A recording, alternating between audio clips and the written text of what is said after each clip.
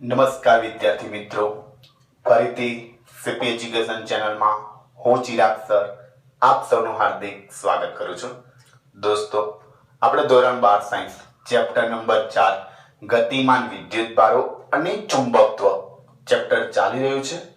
દોસ્તો, આપણે લાસ્ટ લેક્ચરની અંદર ચુંબકીય ક્ષેત્રને વ્યાખ્યાયિત કર્યું અને તેનો એકમ કઈ રીતે મેળવાય એ પણ આપણે શીખી ગયા.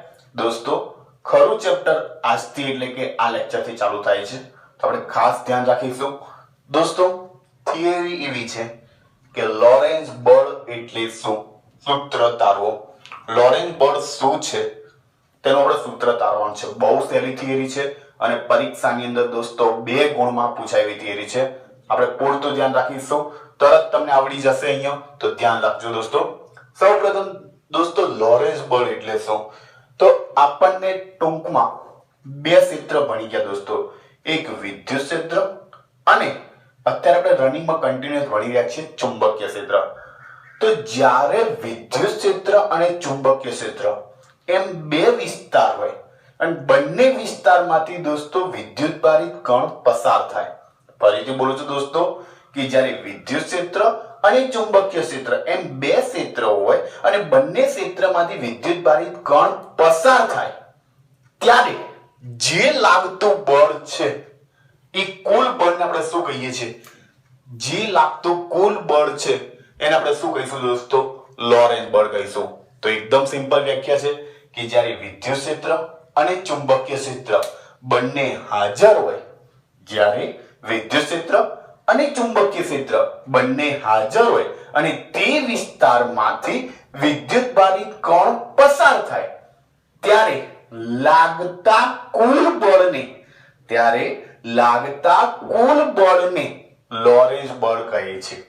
દોસ્તો, હવે આપણને ખબર પડી ગઈ કે વિદ્યુત ક્ષેત્રની પણ જરૂર છે, ચુંબકીય ક્ષેત્ર બંને હાજર જો હોય.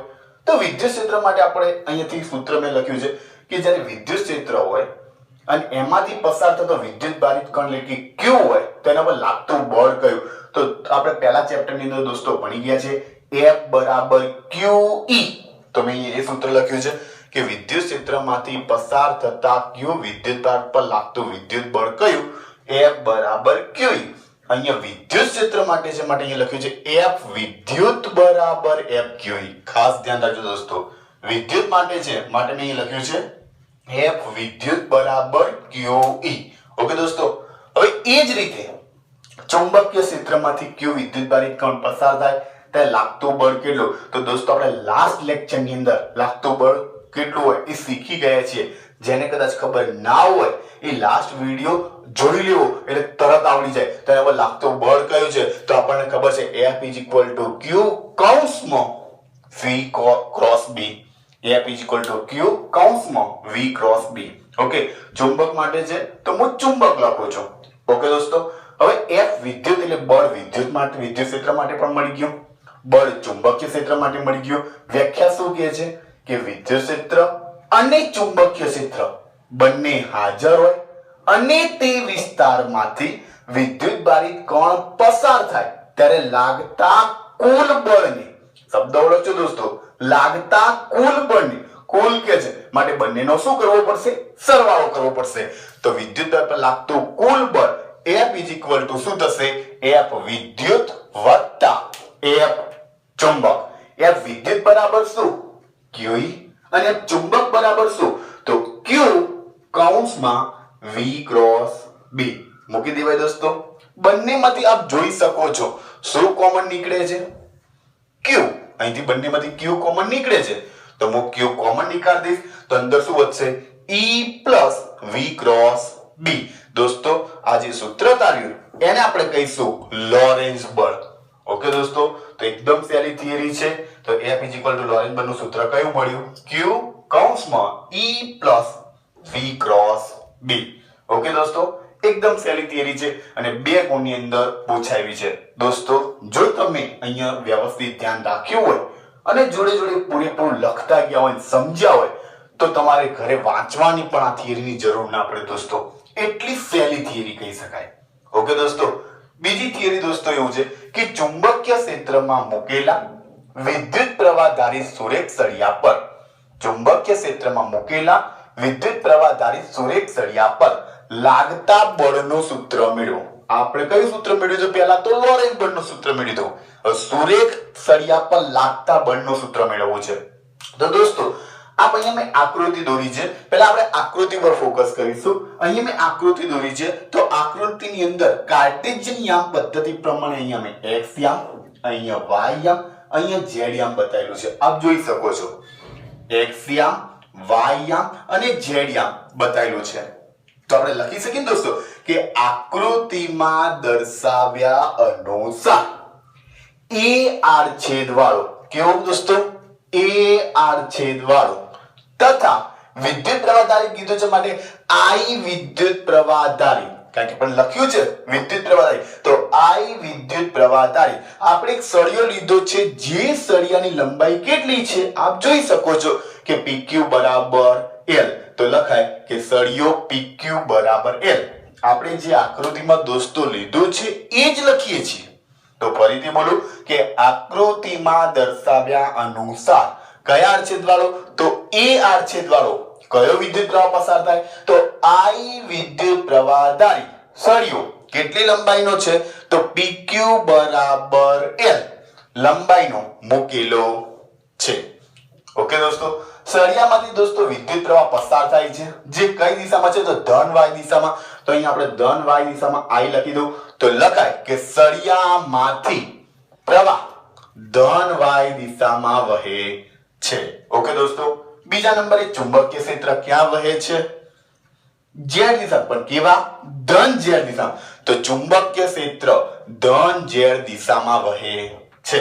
દોસ્તો આપણે અહીંયા આકૃતિમાં જો પૂરતું ધ્યાન આપીએ તો ઓટોમેટિક તેના વિશેનું વર્ણન કરવું એકદમ સરળ બની જાય છે. ઓકે, તો અહીંયા આપણને વિદ્યુત પ્રવાહ ધન y દિશામાં અને ચુંબકીય ક્ષેત્ર ક્યાં મળે છે? ધન z દિશામાં મળે છે, જે આપ જોઈ શકો છો. ઓકે દોસ્તો, બીજા નંબરે ઇલેક્ટ્રોનનો ડ્રિફ્ટ વેગ. ડ્રિફ્ટ વેગનો સિમ્બોલ કયો છે? Vd. તો ઇલેક્ટ્રોનનો ડ્રિફ્ટ વેગ કયો? Vd. અને બધા જ ઇલેક્ટ્રોન છે એના ઉપર જે લાગતું બળ કઈ દિશામાં આવશે? તો ધન x દિશામાં. આપ જોઈ શકો છો તો ધન x દિશામાં ચુંબકીય બળ લાગશે. ક્લિયર? હવે દોસ્તો આપણે જે ભણી ગયા સૂત્રને અનુસરીએ તો F Q કૌંસમાં V ક્રોસ B. આપણે સૂત્ર ભણી ગયા છીએ F Q કૌંસમાં V ક્રોસ B. તો એ સૂત્ર હું અનુસારી લખું કે F -E. તમને થશે કે માઈનસ કેમ લીધા સર? તો વિદ્યુત ભાર Q ની જગ્યાએ અહીંયા કોનો વિદ્યુત ભાર છે? તો ઇલેક્ટ્રોનનો વિદ્યુત ભાર છે. ઇલેક્ટ્રોન કેવી સંજ્ઞા ધરાવે? ઋણ સંજ્ઞા ધરાવે, માટે -E લીધેલ છે.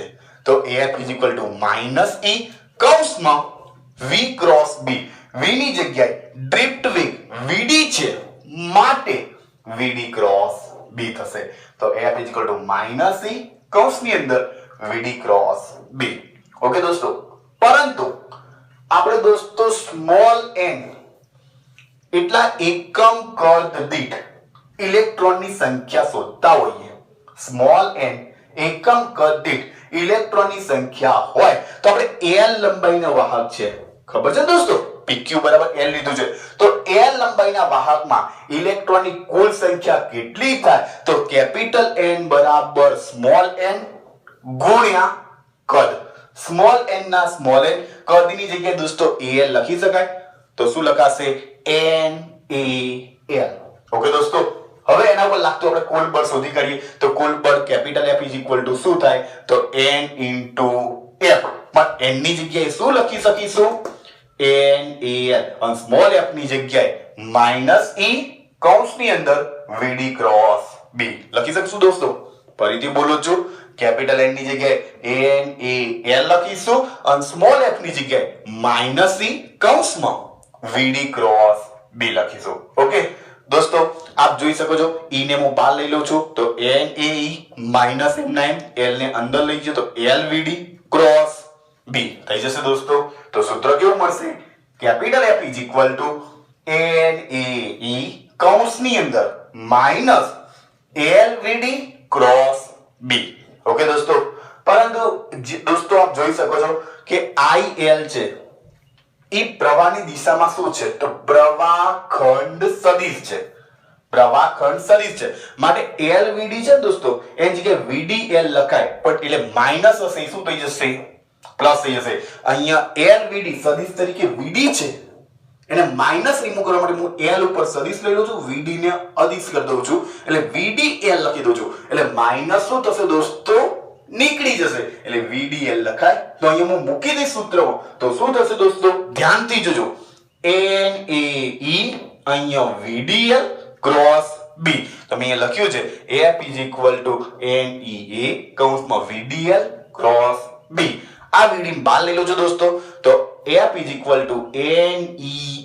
VD F NEA VD કૌંસમાં L ક્રોસ B. પરંતુ દોસ્તો આપણને ખબર છે ચેપ્ટર નંબર 3 પ્રવાહ વિદ્યુત આપણે બહુ સરસ રીતે ભણ્યા છીએ કે વિદ્યુત પ્રવાહ I બરાબર શું તો NEA VD I બરાબર NEA VD સૂત્ર છે તો અહીંયા હું મૂકી દઈશ NEA VD ની જગ્યાએ I મૂકું તો F I કૌંસની અંદર L ક્રોસ B. સદિશ ગુણાકાર છે દોસ્તો ક્રોસ પ્રોડક્ટ રિમૂવ કરીશ અદિશ તરીકે લખીશ એટલે કે મૂલ્ય તરીકે લખીશ તો શું મળશે sin θ તો F ILB sin θ. પણ દોસ્તો યાદ રાખવા માટે આપણે એવું યાદ રાખીશું F Bill sin θ F Bill sin θ જ્યાં θ શું છે દોસ્તો તો આપ જોઈ શકો છો θ એ L અને B વચ્ચેનો શું છે ખૂણો છે, જ્યાં θ એ L અને B વચ્ચેનો ખૂણો છે. પરંતુ દોસ્તો આગળ વાત કરીએ કે માનો કે જે L લંબાઈ છે એની જગ્યાએ આપણે એક નાના નાના ભાગ પાડીને dl લંબાઈના ભાગ લઈએ. L લંબાઈ છે એની જગ્યાએ નાના નાના dl લંબાઈના ભાગ લઈએ અને પછી સંકલન સરવાળો કરીએ તો પણ આપણને બળ તો મળી જ જાય. તો દોસ્તો હું અહીંયા લખી શકું કે જો dl લંબાઈના સૂક્ષ્મ ભાગ હોય તો સંકલન સરવાળો કરતા કુલ બળ મળે માટે દોસ્તો એમ લખી શકાય F I કૌંસની અંદર dl ક્રોસ b લખી શકાય. અહીંયા મારે સંકલનમાં સરવાળો કરવો છે તો સિગ્મા લઈ લઉં છું. સિગ્મા બરાબર લખીશ I 1 થી n તો I કૌંસમાં dl ક્રોસ b આરામથી લખી શકો દોસ્તો એકદમ સિમ્પલ છે. હવે દોસ્તો આપણે એના થોડા કિસ્સાની ચર્ચા કરી લઈએ તો લખો ખાસ કિસ્સાઓ. હવે આપ જોઈ શકો છો દોસ્તો આપણને મૂલ્ય તરીકે સૂત્ર મળ્યું છે F Bill sin θ. ઓકે દોસ્તો અહીંયા હું θ બરાબર લખું કે જો θ બરાબર 0 લઉં અથવા θ બરાબર 180 લઉં એટલે કે θ બરાબર 0 એટલે કે સમાંતર લઉં અથવા θ બરાબર 180 એટલે કે પ્રતિ સમાંતર લઉં તો અહીંયા મૂકવામાં આવે દોસ્તો તો sin 0 0 sin 180 પણ 0 તો લાગતું બળ કેવું થઈ જશે 0 એટલે કે સમાંતર હોય કે પ્રતિ સમાંતર હોય.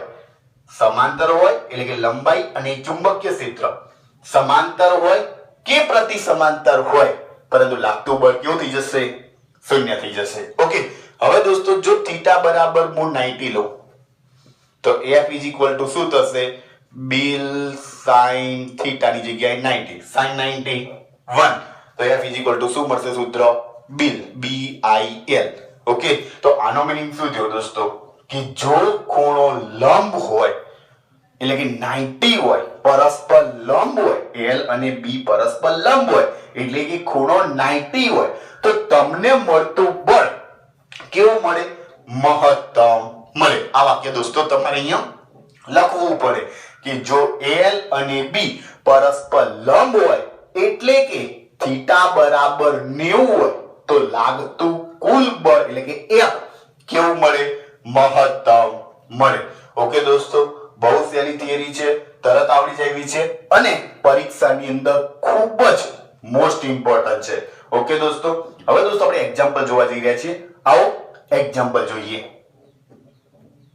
હવે આપણે એક્ઝામ્પલ તરફ જઈ રહ્યા છીએ. ઉદાહરણ નંબર 4.1 ખૂબ જ અગત્યનું એક્ઝામ્પલ કહી શકાય દોસ્તો. એક્ઝામ્પલની રકમ એવું કે છે 200 ગ્રામ દળનો, એટલે કે દળ આપેલું છે તો દળ તરીકે m બરાબર લખી દઉં 200 ગ્રામ.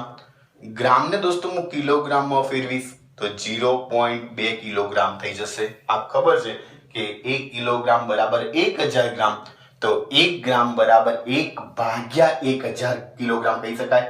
તો મારે 200 ગ્રામને 1000 વડે મેં ભાગ્યા એટલે મને શું મળ્યું? 0.2 કિલોગ્રામ. ઓકે દોસ્તો, 1.5 મીટર લંબાઈ આપેલી છે દોસ્તો, તો L બરાબર હું 1.5 લખી શકું.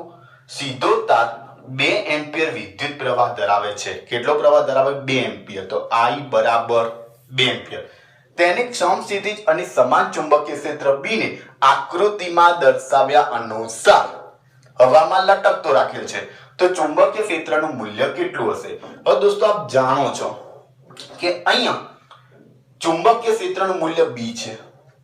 બીજા નંબરે અહીંયા અધો દિશામાં બળ લાગે છે. કયું બળ લાગે છે? તો ગુરુત્વાકર્ષણ બળ તરીકે F બરાબર mg. તો લખું અહીં m દળ હોવાથી અધો દિશામાં લાગતું બળ F બરાબર દોસ્તો કેટલું થશે? mg.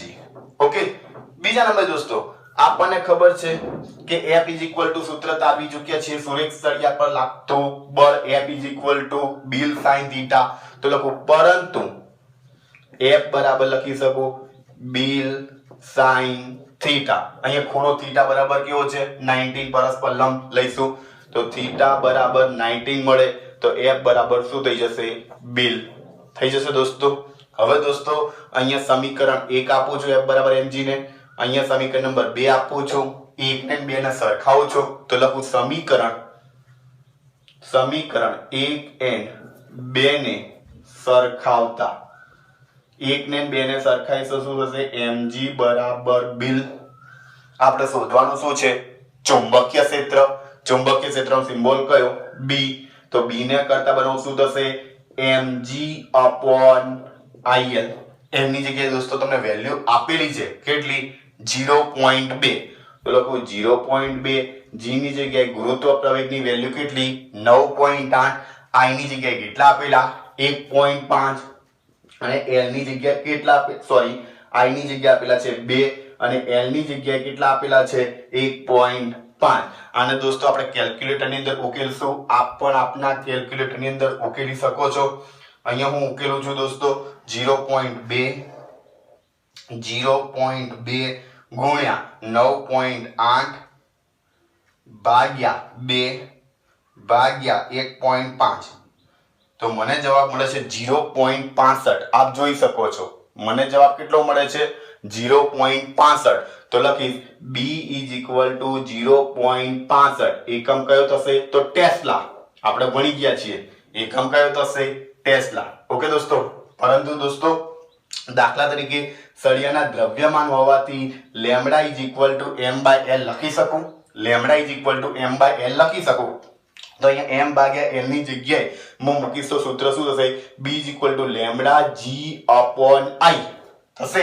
તો વેલ્યુ તો તમને એની જ મળવાની છે કારણ કે m/l ની વેલ્યુ તો એની જ છે એટલે 0.65 ટેસ્લા જ મળશે. જ્યારે પૃથ્વીનું ચુંબકીય ક્ષેત્ર કેટલું છે? તો લખો પૃથ્વીનું ચુંબકીય ક્ષેત્ર કેટલું છે? તો 4 × 10⁻5 ટેસ્લા. તો સીધી વસ્તુ છે કે તમને જે ચુંબકીય ક્ષેત્ર મળે છે, અહીંયા લખું છું દોસ્તો, તમને જે ચુંબકીય ક્ષેત્ર મળે છે એ પૃથ્વીના ચુંબકીય ક્ષેત્ર કરતા તો કેવું છે? ખૂબ જ વધારે છે. માટે દોસ્તો આ દાખલાની અંદર આપણે જે પૃથ્વીનું ચુંબકીય ક્ષેત્ર છે એને આપણે શું કરી દઈશું? અવગણી દઈશું. ઓકે દોસ્તો, તો દાખલો ખૂબ જ સિમ્પલ છે, ખાલી બે સૂત્રોને આધારિત છે. F બરાબર mg અને F બરાબર બિલ. બંનેને સરખાઈ દો, b ને કરતા કરો, il ભાગાકારમાં આવી જાય, કિંમતો મૂકી દો, ડાયરેક્ટ શું થશે? જવાબ આવી જશે. ઓકે દોસ્તો, આવો નવો એક્ઝામ્પલ, સેમ એક્ઝામ્પલ હું એક તમને બીજો આપીશ જે લખાણ આપણે મૂકીએ છીએ, લિંક ડિસ્ક્રિપ્શન ની અંદર લખાણ મૂકેલું હોય છે, તેમાં એક વધારાનો એક્ઝામ્પલ હશે. આપ જાતે ગણો તો તમને પૂરેપૂરો આવડી જશે અને કોન્ફિડન્સ આવશે કે ફિઝિક્સ ની અંદર તમને કોન્ફિડન્સ આવશે અને તમને પૂરેપૂરો આવડશે એવું લાગશે દોસ્તો. ઓકે, તો એ દાખલો તમે જાતે ઘરે પ્રેક્ટિસ કરજો. અહીંયા આપણે ગણવા જઈ રહ્યા છીએ ઉદાહરણ નંબર 4.2. હવે આ દાખલો આપણે શીખી લીધો છે દોસ્તો, તો એને રફ આઉટ કરી દઉં છું અને હવે આપણે દાખલો ગણીશું ઉદાહરણ નંબર 4.2. રકમ શું કહે છે દોસ્તો? તો આપણે રકમ જોઈએ. રકમ એવું કહે છે કે જો ચુંબકીય ક્ષેત્ર ધન y અક્ષને સમાંતર હોય. ચુંબકીય ક્ષેત્ર ક્યાં આપ્યું છે? ધન y અક્ષને સમાંતર હોય અને વિદ્યુતભારિત કણ ધન x અક્ષ પર ગતિ કરતો હોય તો આકૃતિ મુજબ, આકૃતિ આપેલી છે, દેખાય છે આપણને, તો આપણે આકૃતિ જોઈ શકીએ છીએ. તો લખું આકૃતિ પરથી વિદ્યુતભારિત કણનો વેગ, વિદ્યુતભારિત કણનો વેગ v કઈ દિશામાં છે? x અક્ષની દિશામાં. તો હું vi લખી શકું, લખું ધન x દિશામાં. લખાશે ને દોસ્તો? અહીંયા આકૃતિ પરથી કીધું આપણે આકૃતિ આપેલી છે, તો વિદ્યુતભારિત કણનો વેગ v પણ x દિશામાં છે માટે vi લખીશ, ધન x દિશામાં છે. ઓકે, બીજા નંબરે ચુંબકીય ક્ષેત્ર કઈ દિશામાં છે? y. તો લખું ચુંબકીય ક્ષેત્ર, એના માટે હું લખીશ bj. કેમ? કારણ કે ધન y દિશામાં છે, તો લખીશ ધન y દિશામાં. ઓકે દોસ્તો, ધન y દિશામાં. તો આપણને શોધવાનું શું કીધું કે ઇલેક્ટ્રોન અને પ્રોટોન પર કઈ દિશામાં લોરેન્સ બળ લાગશે. લોરેન્સ બળ કઈ દિશામાં લાગે એ આપણે શોધવાનું છે. તો દોસ્તો આપને ખબર છે કે લોરેન્સ બળ અભી હાલ જ શીખ્યા સૂત્ર. લોરેન્સ બળ F બરાબર શું?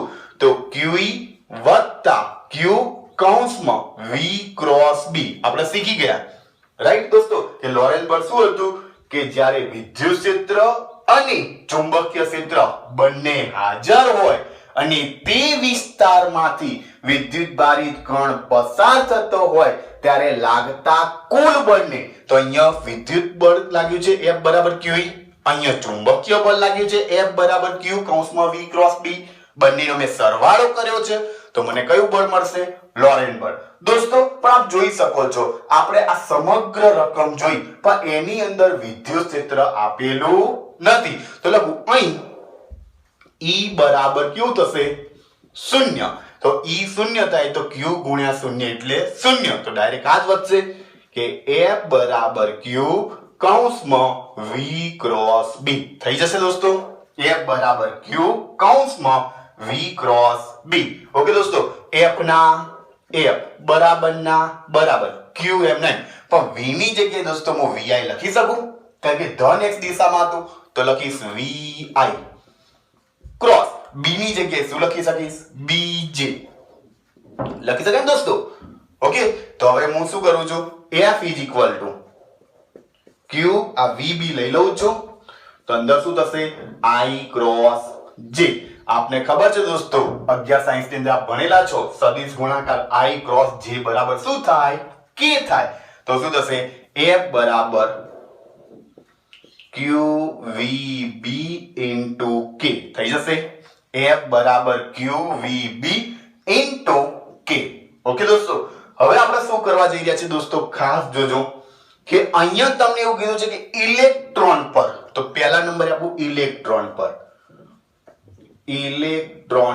હવે ઇલેક્ટ્રોન કેવો વીજભાર ધરાવે? તો લખેલું છે ઋણ વિદ્યુતભાર, અને ના લખેલું હોય દોસ્તો તો પણ આપણને તો ખબર જ હોવી જોઈએ કે ઇલેક્ટ્રોન કેવો વીજભાર ધરાવશે?